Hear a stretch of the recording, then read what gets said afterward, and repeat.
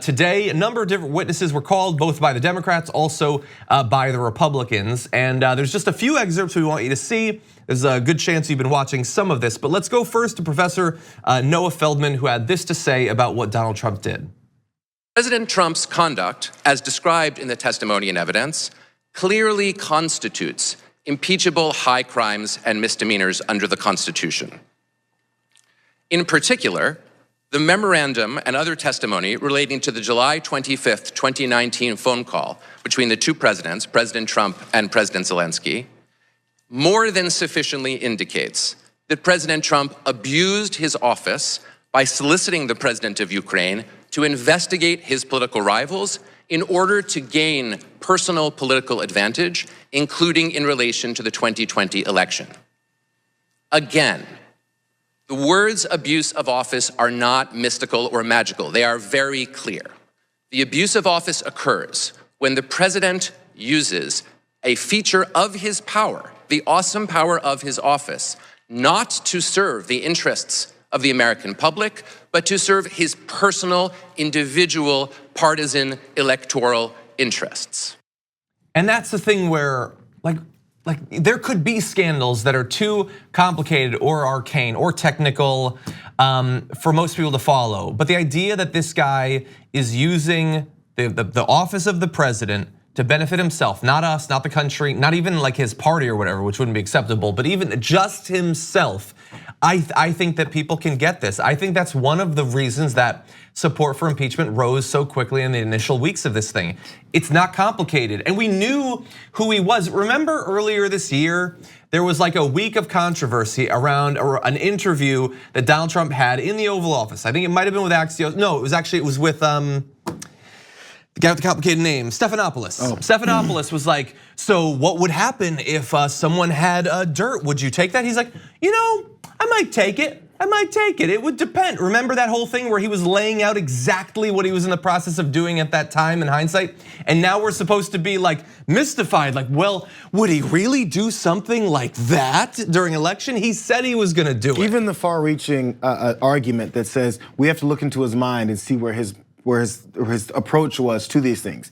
He told us where his mind was in that interview. His approach to these things. He did it during 2016. He called for China to make sure you investigate. Hey, I would love to see that from you. Hey, Russia, can you do this for me? He says it openly. So we find where his mind is, even though we don't even have to. We see the evidence of what he did and what others saw him do and witnessed him do. Yeah, exactly. And Mick Mulvaney admitted it on TV. And like 1 week into the Ukraine scandal, Donald Trump in Chopper Talk was like, you know what? I think Ukraine should investigate Joe Biden. And I think China should do it too. How many times do you have to confess to a crime on TV and have all of your underlings confessing to the crime on TV before it starts to stick in some fashion? And let's one more thing on that. The last thing that Noah Feldman was saying was a chance with what Trump was doing in this whole phone call and this pressure campaign. It was a chance to benefit himself in his re-election campaign. Now, when you have the rest of these senators and congressmen on the Republican side backing him, there's a reason why they do it, because that also gives them electoral opportunities. So they got opportunities when it comes to like political appointments. They push through their tax breaks, which is all them do.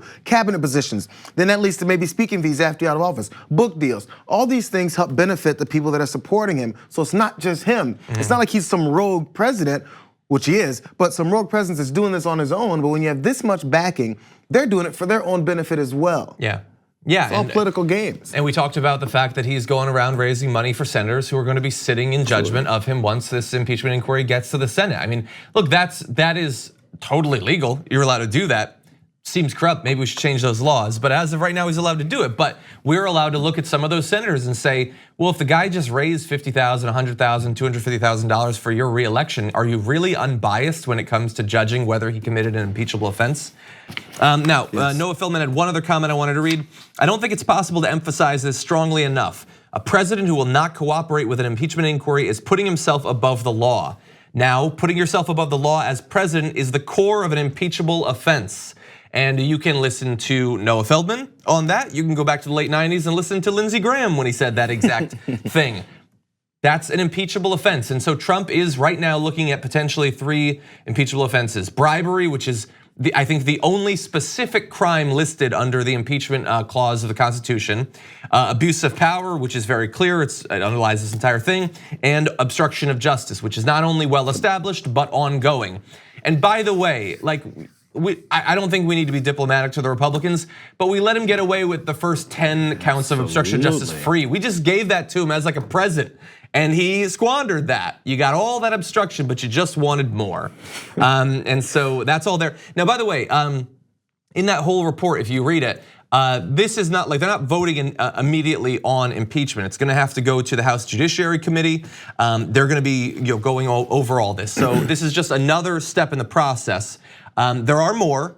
What's interesting is that the Democrats have said they're going to do this relatively fast, and they're being attacked on that. We're going to have a witness a little bit later on who's saying, no, it's too fast.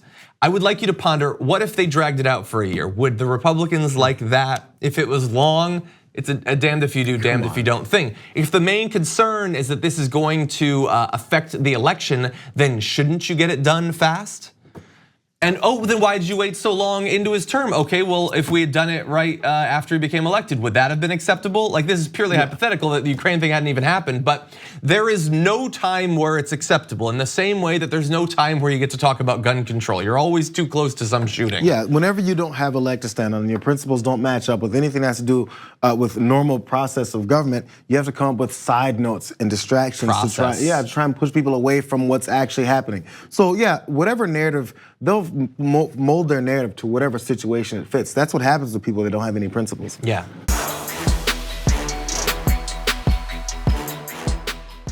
Check out the Damage Report podcast each day, wherever you get your podcasts, whether Pocket Casts or Stitcher or iTunes.